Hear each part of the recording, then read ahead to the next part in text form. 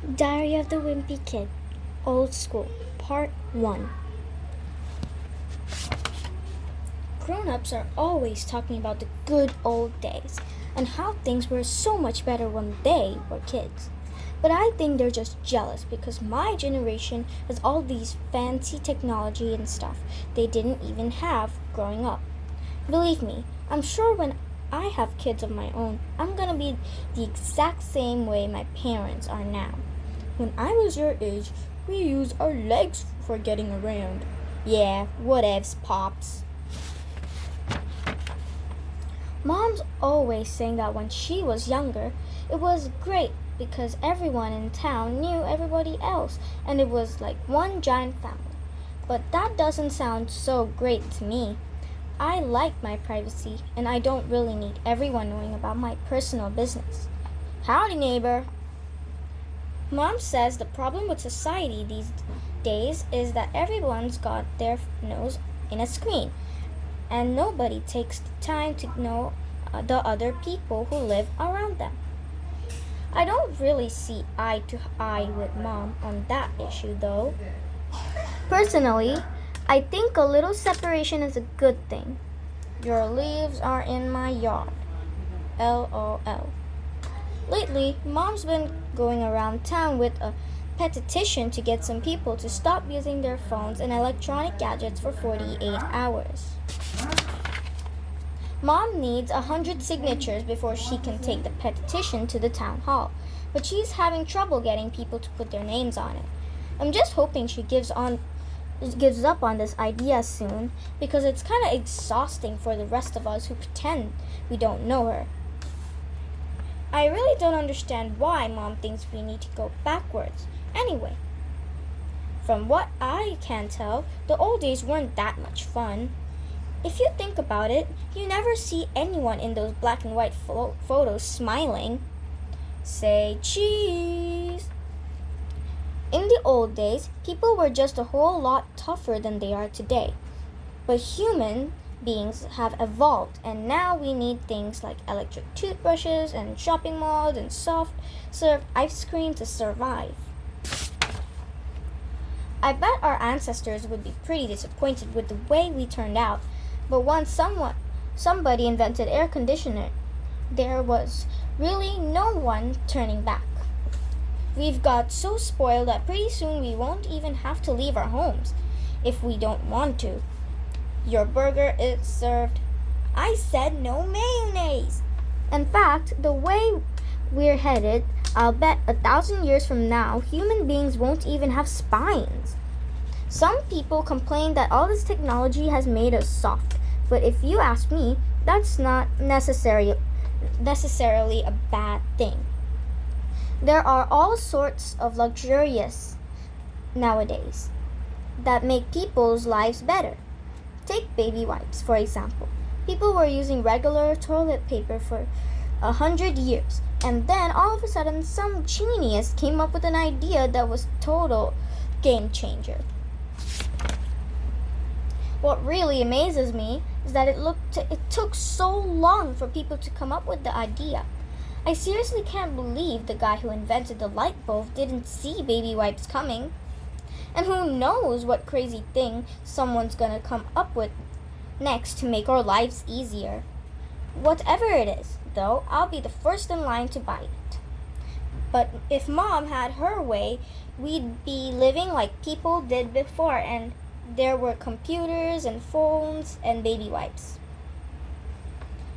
And I really don't want to imagine living in a world without baby wipes.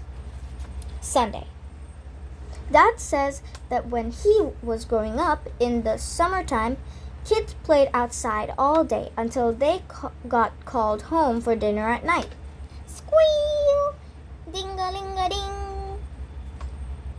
Well, that's pretty much the opposite of my summer this year. I spent July and August at film camp where all I did was watch movies in an air-conditioned cinema for 8 hours a day. The main reason I signed up for film camp was because I thought it was for people who are serious about movies, like me. But I found out it was really just a place where parents could dump their kids off for some cheap babysitting. Shh. The downside of spending that much time in the dark cinema is that at the end of the day, it took half an hour for my eyes to adjust to the sunlight. The other reason I signed up for film camp was to get out of the house. Ever since we got a pet pig, it hasn't been a lot of fun being home, especially not at dinner. For the record, I think it's a terrible idea letting the pig eat at the table because it already thinks it's a human being, and the last thing we need is for it to think it's on equal footing with the rest of us. Right after we got the pig, Mom thought it would be fun to teach it some tricks, so she would give the pig a cookie when it stood on its hind legs. Yay! But the pig learned to walk like that, and it hasn't been on all fours ever since. To make matters worse, my little brother, Manny, put a pair of his shorts on the pig, so now it's like we're living in the house with a Disney character. Mom used to take the pig outside, but after it started walking upright, it decided it was too good for its leash. Mom was worried if that pig ran off, we'd never find it, so she got a collar with one of those GPS tracking chips in it. But every time Mom put the collar on the pig, within 5 minutes it would be back off. And don't even ask me how the pig did that, since pigs don't even have thumbs. So now the pig just comes and goes as it pleases, and who knows where it spends its time. What really stinks is that I have a curfew, but the pig doesn't. I think giving the pig too many privileges is a really bad idea.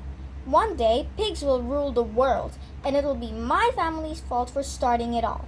It wouldn't really have an issue with the pig if it didn't interfere with my life, but I was late on the first day of school because it was hogging in the bathroom.